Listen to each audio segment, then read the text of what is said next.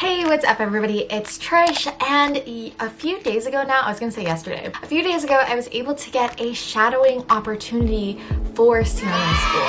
So I figured I would talk about what I did to get my shadowing opportunity, and while this video will be a little bit more focused on the CRNA track of shadowing, it can apply to just shadowing in general. If you're a volunteer and you want to shadow a nurse at the bedside, ask them what time they do assessments and then time it so that you are volunteering during that time. I do my assessment at 8 a.m. So if you ask me if there's anything to do at 10 a.m., I may have like one drug that I need to go hang or push, but I may not necessarily have anything to do. Ask them, when do you do your assessments and are you doing any procedures today? Because then if that is in your time slot, then you can say, oh great, okay, I know this nurse is intubating their patient closer to 11, so I'm gonna try to be there. So yeah, that's a good tip. Let me just briefly tell you guys the story of what happened. Basically, I started attending info sessions to go to CRNA school. It really got me into the mindset. For me specifically, for the CRNA program, I know that I have to take the GRE. There's a few classes that I have to take, and I also have to go and shadow a CRNA. While it's not required by every school, it is important so that you can talk about what it is that a CRNA does. Imagine if you just spent all this money to go back to school and you're not able to speak on why it is that you really want to do this, and you're just kind of wasting your time, you're wasting their time, and you're wasting a potential student spot. If you can't shadow someone right now for the times of COVID, I would just email the facility or the school that you're applying to. What USC did is that they decided that if you can't shadow someone, then at least interview the CRNA so that you know that this is something that you want to do. Still fill out the same form, but you would just write like interview to CRNA. Hey friends, it's Editing Trish here. So basically when I'm running out the door, because I'm not a morning person, I just wash my face and I throw on this vitamin C serum from TEAMI. That really keeps my face looking bright and dewy throughout the day. You know, it's really sticky to have to wear makeup and not getting on your mask, and I'm absolutely loving it. You can check out my code if you want to. It's TriciaY15. I reached out to people who used to work where I worked. One was through like the Philippine Nurses Association in Southern California. I reached out to him on LinkedIn, and you can't really message people on LinkedIn, so you have to get premium version, which you can get a free trial for 1 month. So not sponsored by them. If not, then this lady who I found through LinkedIn told me to reach out to her through Facebook. And also when I emailed people, you know, I said, hey, my name's Trish. I'm a surgical ICU nurse. I'm really interested in CRNA, and I was wondering if I could shadow you. So you would say, if that's not a possibility at this time, can you point me into the right direction? Because at least you don't end up with a dead end. Once COVID restrictions loosen up in the OR, then maybe you'll be able to shadow them as well. Because luckily my work was allowing people to start shadowing back. I emailed this lady. So I was speaking to her, I emailed her in August, got an appointment for September, and then was able to shadow her a few days ago now. When you're going there, you want to know a little bit about what they do, and then obviously whatever you don't know, you can ask while you are there. I remember the night before, I was like looking up all this information. I went through a bunch of YouTube videos and also a bunch of different blog posts. I definitely got my clothes ready. I made sure to get enough sleep, and then during the day of, I actually made sure to eat a breakfast that would sustain me, because I didn't know if I was shadowing for 4 hours versus 6 hours. They don't really tell you ahead of time. So I ended up eating oatmeal, and I figured that would be good enough to kind of hold me over, and then I had a protein bar in my backpack. I didn't know when we would take break. Just like nursing, like you're in the space, you can't just walk out whenever. I just wore the scrubs that I wore to work. So with my badge and my scrubs, they know that I work there. I was just able to badge in and then go upstairs to go meet the CRNA as well. I was supposed to be there at 6:30. I got there just a few minutes early. It depends on the person that you're shadowing, but for my facility where I work, they only want us to shadow about 6 hours, and maybe if your case goes over, then you can stay.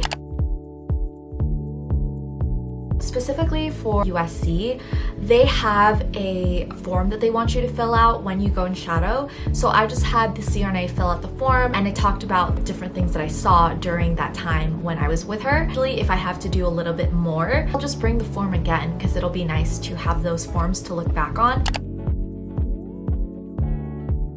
Just took a water and a backpack. I changed into the OR scrubs, and I just put this in my pocket. It fits in the big nice jackets with a pen, and I was able to kind of write down step by step what we did throughout the day for the patient, but also questions that she answered that were more personable in terms of her experience of going to school, what school she went to, what advice she has for people who are doing the program, if she could change anything. All of those things I wrote in this notebook right here.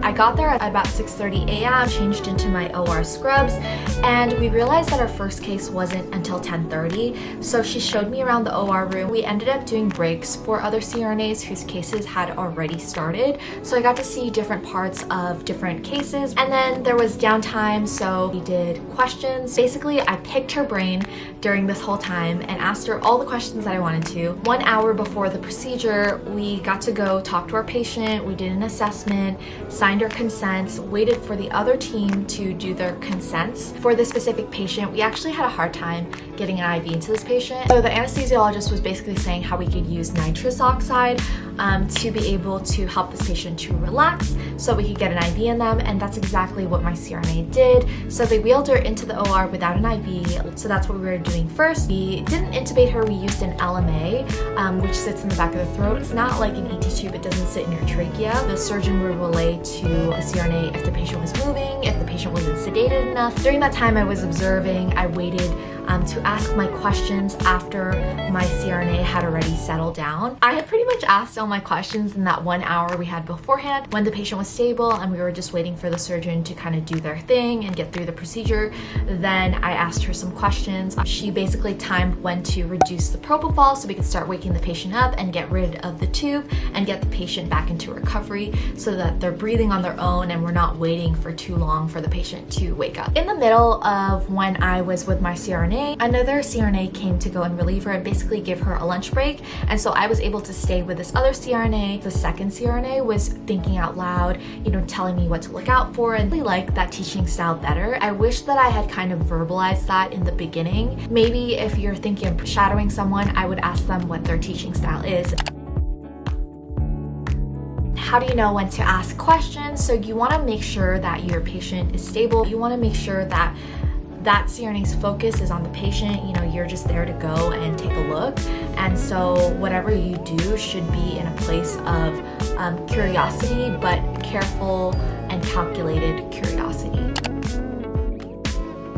I was most nervous about basically getting pimped. Like I always say, you don't know what you don't know, so how are you supposed to know the answers to these things if you've never been to school for any of this stuff? Luckily I didn't. The only question she asked me was why I want to do CRNA, and even then I wasn't sure that my elevator speech was really on par.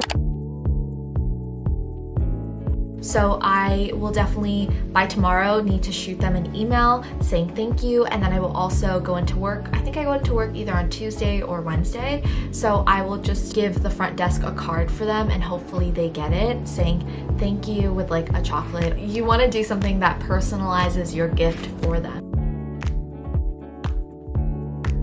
Sometimes when you shadow, it can get really boring because you're just watching. So you want to make sure that you have questions ready, you kind of understand what's going on, and you think about it as a whole picture. Make sure you ask all your questions. And I would find that even though that there was like some times where I wasn't asking questions, I was definitely writing 10 o'clock, induced patient, 10:05, pushed these drugs. So even though that there was moments where it was quiet, it would be moments when I was observing and taking notes.